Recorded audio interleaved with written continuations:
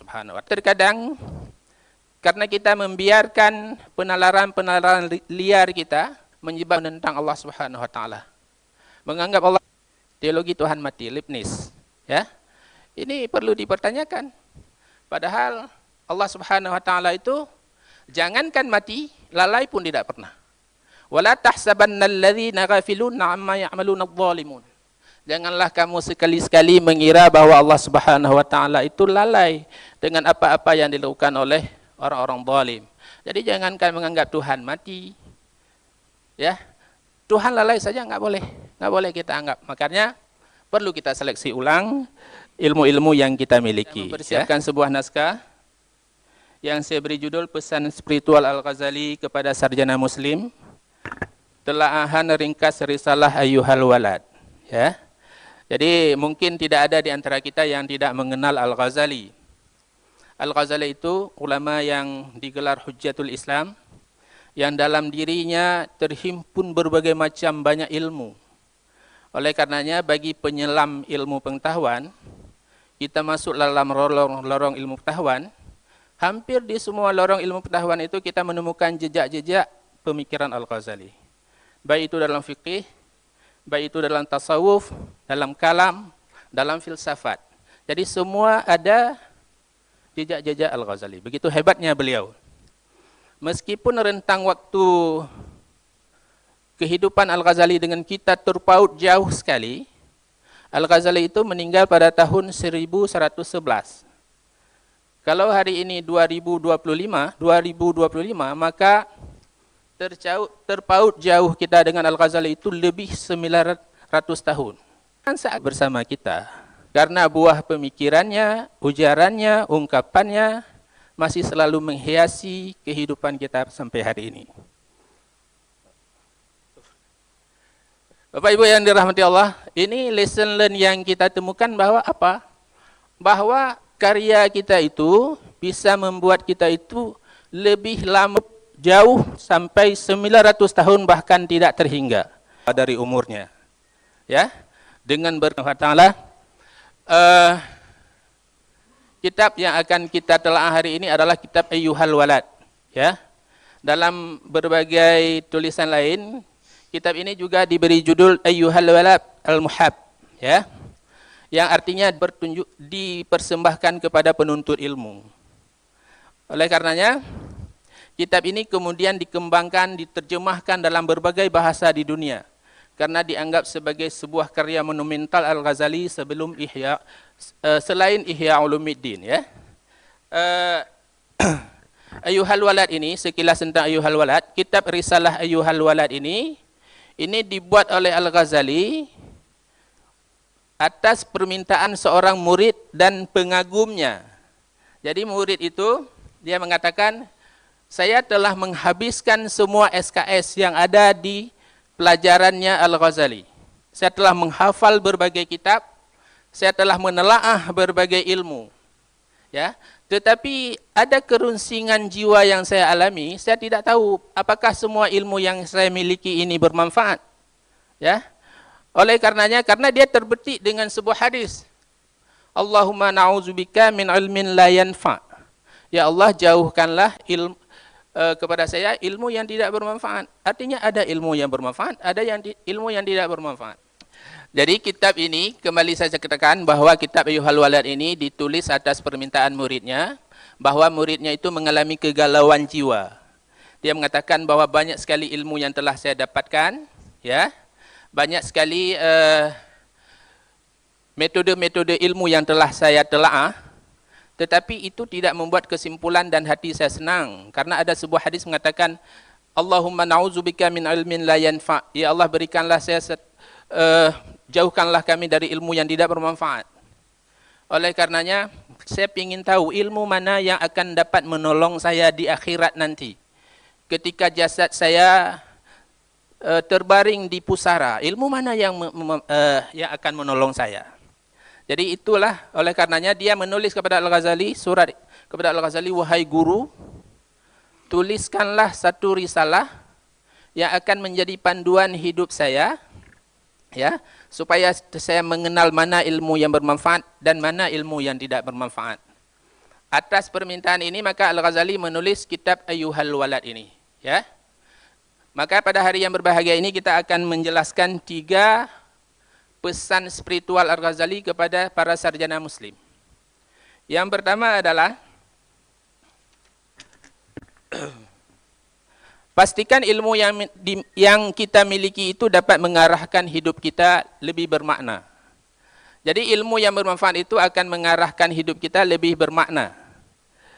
Jika misalnya ilmu yang kita gunakan, yang kita miliki itu tidak mengarahkan kepada kehidupan yang lebih bermakna, itu pertanda ilmu itu bukanlah ilmu yang akan menolong kita di hari yaumil akhir nanti.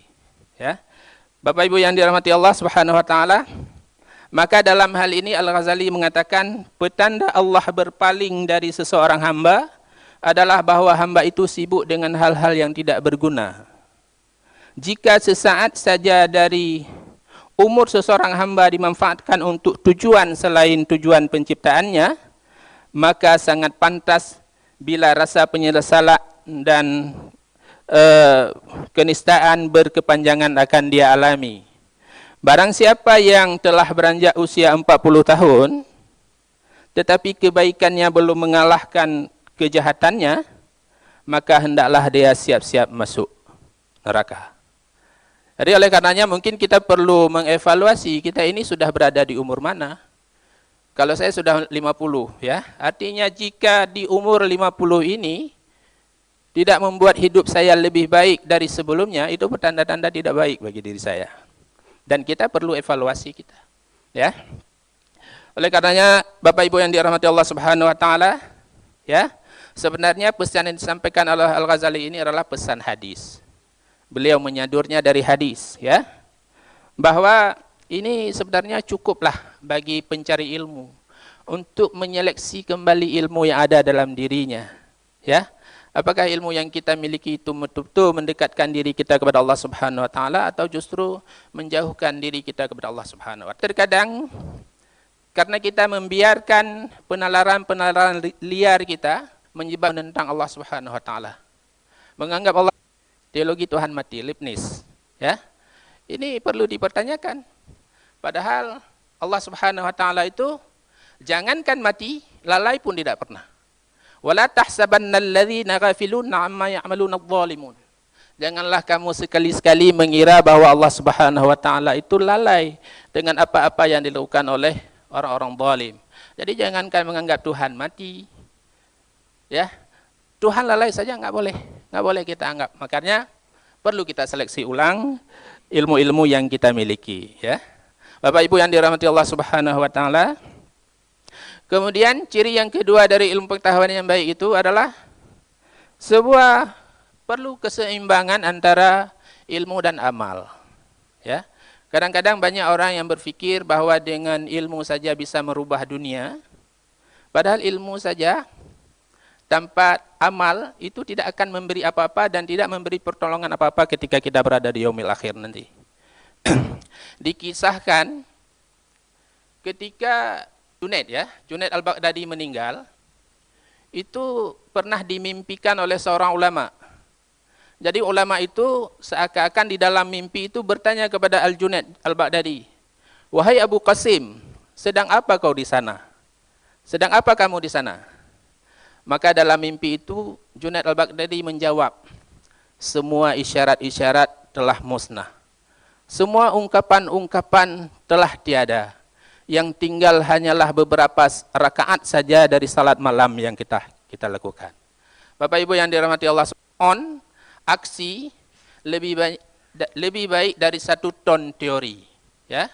Makanya di yaumil akhir nanti enggak ada lagi teori-teori, enggak ada lagi pendekatan-pendekatan, enggak ada lagi konsep moderasi beragama, maaf nih ya.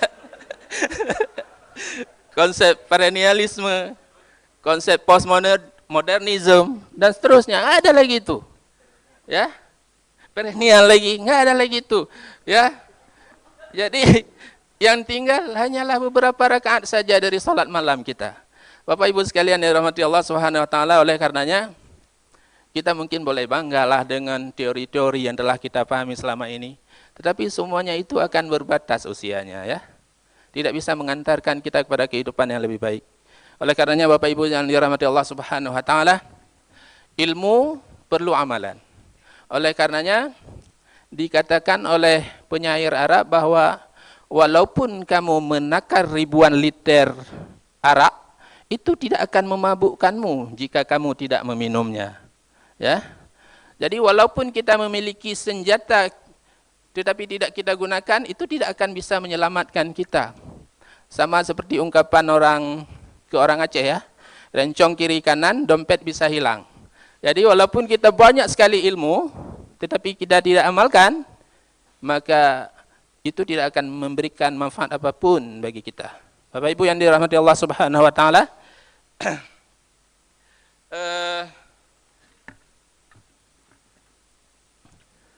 kemudian yang terakhir adalah kita perlu meluruskan niat dalam menuntut ilmu itu.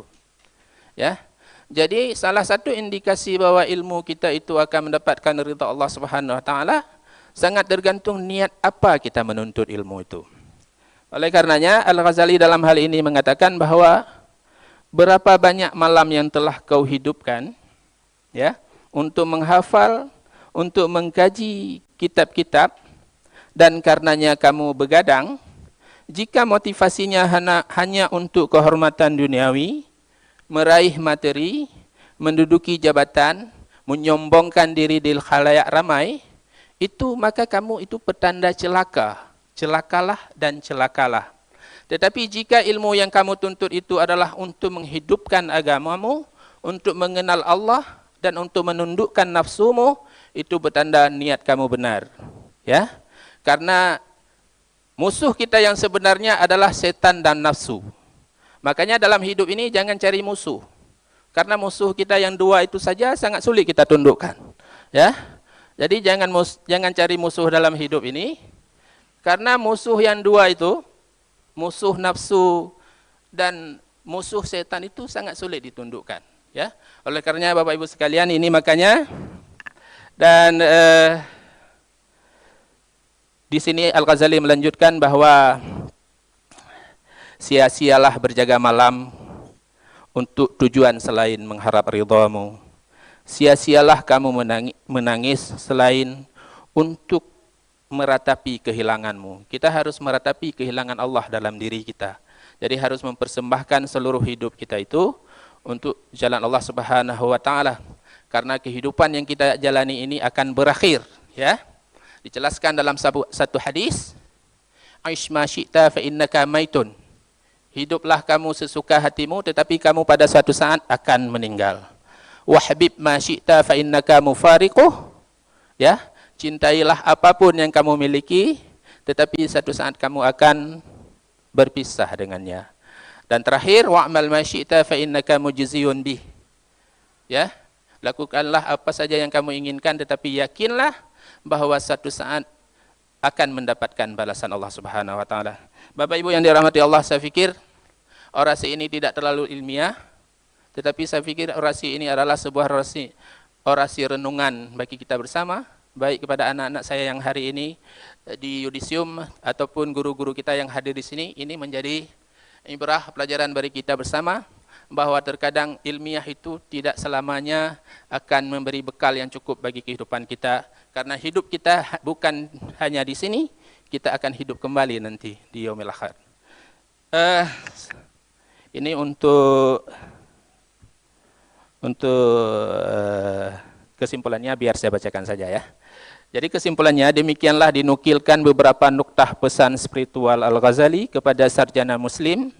Di antara sekian banyak nasihat yang ada dalam risalah Ayyuhal Walad, bahwa keilmuan yang kita miliki, yang dimiliki oleh seorang muslim, sejatinya harus menjadi penyuluh yang menerangi jalan menuju Allah dengan ilmu yang memancarkan cahaya ilahi, yang senantiasa mengarahkan pemiliknya membedakan mana yang hak dan mana yang batil, mengisi pola kehidupan yang penuh makna, menjauhi semua perilaku nista, hina, dan kesia-siaan. Kebermaknaan sebuah ilmu ketika hampa dari kepentingan duniawi, tetapi syarat dengan tujuan hidup jangka panjang, yaitu kehidupan akhirat yang abadi. Sebab perjalanan panjang ke sana tidak hanya perlu perbendaharaan ilmu, melainkan menuntut amal nyata, penghambaan diri kita kepada Sang Pencipta. Ilmu yang tidak diamalkan tidak akan bisa menolong pemiliknya, sama dengan obat mujarab yang tidak bisa menyembuhkan tanpa dikonsumsi. Hal ini memberikan edukasi kepada kita bahawa sebagai khalifatullah yang berilmu, harus melakukan amal nyata sebatas kemampuan yang kita miliki. Sarjana Muslim harus mampu memaknai upaya menuntut ilmu sebagai sebuah upaya untuk mengenal Allah, menghidupkan syariat, menghiasi akhlak dengan segenap kemuliaan, menuntut ilmu bukan untuk sebuah ketenaran dan kemegahan duniawi, karena semua godaan duniawi yang melenakan dan kerap melupakan kita pada tujuan penciptaan kita. Wa ma khalaqtul jinna wal insan liya'budun. Karena tujuan penciptaan kita adalah untuk memperhambakan diri kita kepada Allah Subhanahu wa taala. Semoga kita mendapatkan ridha Allah Subhanahu wa taala, ya. Semoga ini menjadi renungan kita bersama. Saya mengharapkan kepada para yudisia untuk sejenak memejamkan mata, membayangkan wajah orang tua di kampung sana. Ya. Ada orang tua pasti sangat gembira dengan keberhasilan Ananda hari ini, dan teruslah membuat orang tua menjadi senyum. Itulah tanda bakti kita kepada Allah Subhanahu wa taala. Bapak Dekan dan para pimpinan sekalian, mungkin hanya ini orasi yang bisa saya sampaikan. Mudah-mudahan bisa menjadi renungan, bisa menjadi ibrah, bisa menjadi nasihat untuk pribadi saya sendiri dan kepada Bapak Ibu sekalian. Hadanallahu wa iyyakum ajma'in. Assalamualaikum warahmatullahi wabarakatuh.